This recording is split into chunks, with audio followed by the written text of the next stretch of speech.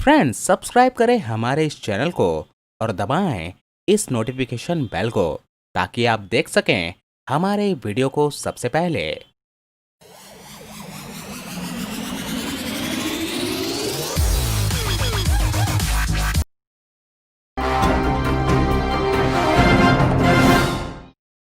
नमस्कार। आज देश की तमाम फटाफट खबरों में आपका स्वागत है। दिल्ली सरकार ने 10वीं और 12वीं के लिए स्कूल खोलने के आदेश दिए हैं। स्कूल 18 जनवरी से खुलेंगे।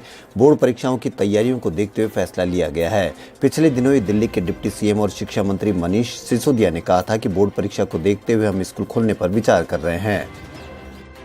भारत की पहली स्वदेशी मशीन पिस्टल ASMI आज सेना के नवाचार प्रदर्शन कार्यक्रम में दिखाई गई।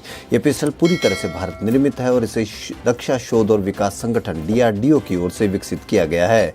इस पिस्टल गन को बनाने में भारतीय सेना ने भी मदद की है।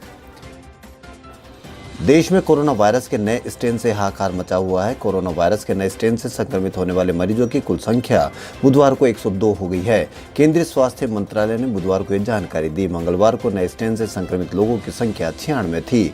मंत्रालय ने बुधवार को कहा कि ब्रिटेन में पाए गए कोरोना वायरस के नए स्वरूप से संक्रमित लोगों की कुल संख्या आज 102 हो गई है। केंद्रीय स्वास्थ्य और परिवार कल्याण मंत्रालय ने बुधवार को बताया कि कोरोना को हराने के लिए देश में शुरू होने वाले टीकाकरण अभियान में 1 साल या उससे ज्यादा का समय लग सकता है। स्वास्थ्य सचिव राजेश भूषण ने कहा कि इसे पूरी प्रक्रिया में 5 मुख्य सिद्धांत हैं जो शायद 1 साल से ज्यादा का समय ले सकते हैं। स्वास्थ्य सचिव ने बताया कि पहला मुख्य सिद्धांत जन भागीदारी को सुनिश्चित करना है। दूसरा मुख्य सिद्धांत चुनावों के अनुभवों का इस्तेमाल करना है। देश के उच्चतम न्यायालय ने सभी राज्यों और केंद्र शासित प्रदेशों को अपने यहाँ आंगनबाड़ी सेवाओं को दोबारा खोलने के संबंध में 31 जनवरी तक फैसला लेने का आदेश दिया है। कोर्ट ने कहा कि कंटेनमेंट जोन को छोड़कर सभी इलाकों में आंगनबाड़ी सेवाओं को दोबारा शुरू करने के लिए राज्य और केंद्र शासित प्रदेश फैसला ले। कोविड-19 के दैनिक मामलों में लगातार उतार चढ़ाव का दौर जारी है। मंगलवार के मुकाबले आज कोरोना के मामलों में बढ़ोतरी हुई। स्वास्थ्य मंत्रालय की ओर से जारी ताजा आंकड़ों के मुताबिक 24 घंटे में कोविड-19 के 15,968 नए मामले सामने आए, जिसके साथ देश में संक्रमित मरीजों की संख्या 1,04,95,000 हो गई है। वहीं पिछले 24 घंटों में कोरोना से 202 मरीजों की जान गई है, जिसके बाद मरने वालों की कुल संख्या 1,51,529 हो गई है। मृतकों की संख्या देश में 1.5 लाख के स्तर को पार कर गई।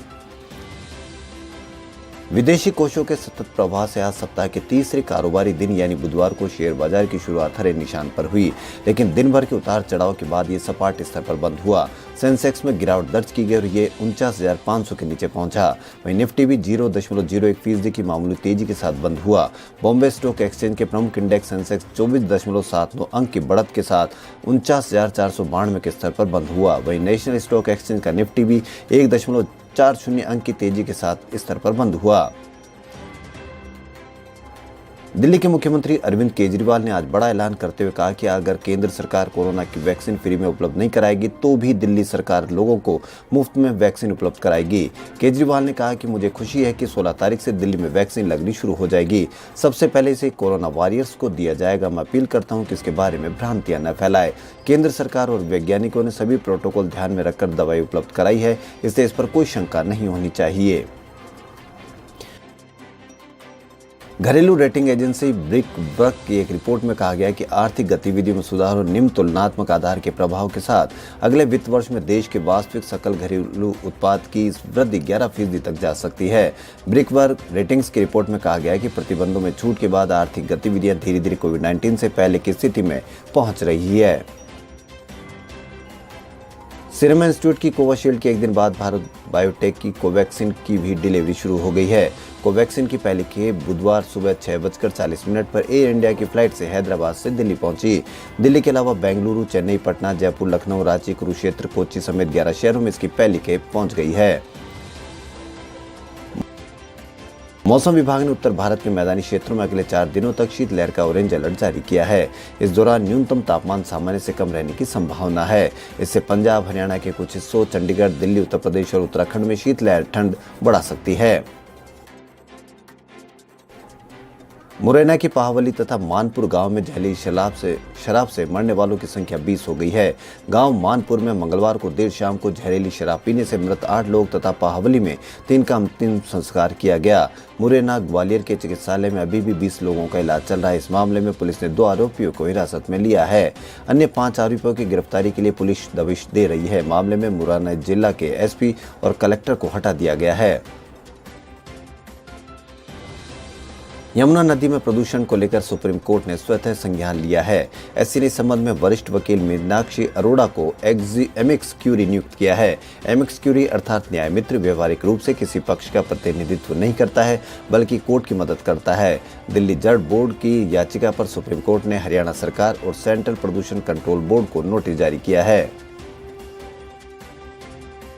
किसान आंदोलन का आज 49वां दिन है। नए कृषि कानूनों की वापसी की मांग को लेकर पंजाब समेत कई राज्यों के किसान दिल्ली बॉर्डर पर डटे हुए हैं। विपक्षी दल लगातार किसानों के साथ कंधे से कंधा मिलाकर खड़े नजर आ रहे हैं। आंदोलन के दौरान अब तक 60 से ज्यादा किसानों की मौत हो चुकी है। किसान आंदोलन के मुद्दे पर कांग्रेस के पूर्व अध्यक्ष राहुल गांधी ने मोदी सरकार पर हमलावर है। अब से कुछ देर पहले उन्होंने एक बार फिर ट्वीट कर केंद्र पर निशाना साधा। आज लोहड़ी है, लेकिन पंजाब के किसान इसे नहीं मना रहे। दिल्ली की सीमा पर तीनों नए कृषि कानूनों की वापसी की मांग पर आंदोलन कर रहे किसानों ने साफ कह दिया है कि वह लोहड़ी नहीं मनाएंगे, बल्कि लोहड़ी के दिन तीनों कृषि कानूनों की कॉपियां जलाएंगे। खबरों में फिलहाल इतना ही। यदि आपको हमारा चैनल पसंद आए तो लाइक, सब्सक्राइब और शेयर अवश्य करें। धन्यवाद।